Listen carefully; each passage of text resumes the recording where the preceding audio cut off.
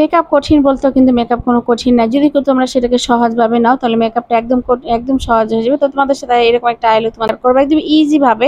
আমি কিন্তু প্রায় প্রত্যেকটা ভিডিওতে প্রতিটা ভিডিওতে তোমাদেরকে বারবার বলি যে আমি যে মেকআপগুলো দেখাই সেটা কিন্তু একদম ইজি ভাবে তোমাদেরকে করে দেখাচ্ছি। যার মধ্যে প্রথমে যেটা করতে হবে এরকম একটা ব্লু কালার একটা পার্পল কালার নেবে। আমি ভুলে ব্লু কালারটা নিয়েছিলাম। তো পার্পল একটা কালার নিয়েছি। ডার্ক পার্পলটা সেটা জাস্ট শুধু একটু আমি ক্রিজ লাইনের উপর আমি এটাকে এইটুকু জায়গা পর্যন্ত এটাকে আমি সীমাবদ্ধ রেখে শুধু ব্লেন্ডিং করব। শুধু ব্লেন্ডিং একদম ডার্ক করার চেষ্টা করবো, কারণ ক্রিজ লাইনটা তুমি ডার্ক করতে পারো। এই জন্য এটাকে ডার্ক করে তারপর উপর যে লাইনটা থাকে সেটাকে লাইট করে ফেলবো। তখন ট্রানজিশন কালার হিসেবে হালকা লাইট একটা অরেঞ্জ কালারটা নিয়েছি, নিয়ে সেটাকে আমি ভালো করে ব্লেন্ডিং করে নিয়েছি। তখন ব্লেন্ডিং করার পরে যে আমার পার্পল কালারটা ছিল সেটা কিন্তু লাইট হয়ে গেছে। এখন যেটা করব এরকম হাত দিয়ে শুধু দুটা শিমার কালার নিব। দেখো একদম ইজি ওয়েতে কিন্তু চোখের মেকআপটা কেউ কিন্তু এরকম চোখের মেকআপ করতে পারো। আমি কিন্তু বারবার ভিডিওতে বলি। তো এখন দেখো আমি একটা ইয়েলো কালার একটা শিমা নিলাম, আর এটা হলো কি বলে লাইট গ্রিন কালার একটা শিমা নিলাম, নিয়ে সেটাকে আমি ভালো করে হাত দিয়ে অ্যাপ্লাই করলাম। আর এখন ব্রাশটা নিলাম হলো শুধু শেপটা দেওয়ার জন্য, কারণ দেখা যায় আমি যে ক্রিজ লাইন পর্যন্ত সেখান দিয়ে হাত দিয়ে কিন্তু আমার সুন্দর আসবে না, যার জন্য কিন্তু আমি ব্রাশটা দিয়ে শেপ দিয়ে নিলাম। দেখো কত সুন্দর করে শেপ হয়ে গেল।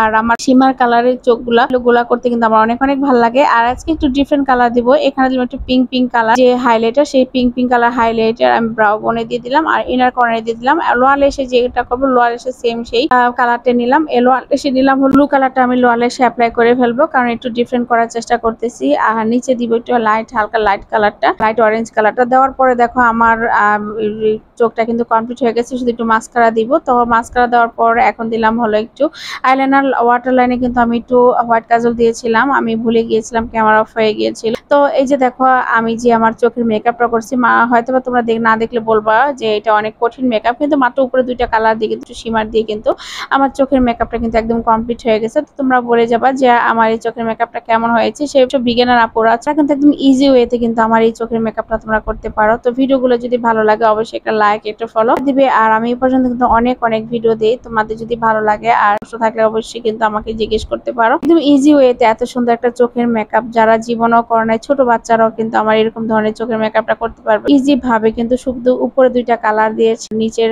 আমি আইলাইটে শুধু দুইটা শিমার কালার দিয়েছি। তো এই ছিল আমার ফাইনাল লুক। তো ফাইনাল লুকটা কেমন হয়েছে আমি তোমাদেরকে আবার বলছি, ফাইনাল লুকটা কেমন হয়েছে অবশ্যই জানাবে। আজকের মতো এখানেই, সবাই ভালো থাকবে, বাই বাই, টাটা। আমার চোখের মেকআপটা কিন্তু একদম কমপ্লিট হয়ে গেছে। তো তোমরা বলে যাবা যে আমার এই চোখের মেকআপটা কেমন হয়েছে। সেসব বিগিনার আপুরা আছো তারা কিন্তু একদম ইজি ওয়েতে কিন্তু আমার এই চোখের মেকআপটা তোমরা করতে পারো। তো ভিডিওগুলো যদি ভালো লাগে অবশ্যই একটা লাইক একটা ফলো দিবে। আর আমি এই পর্যন্ত কিন্তু অনেক ভিডিও দিই, তোমাদের যদি ভালো লাগে আর কিছু প্রশ্ন থাকলে অবশ্যই কিন্তু আমাকে জিজ্ঞেস করতে পারো।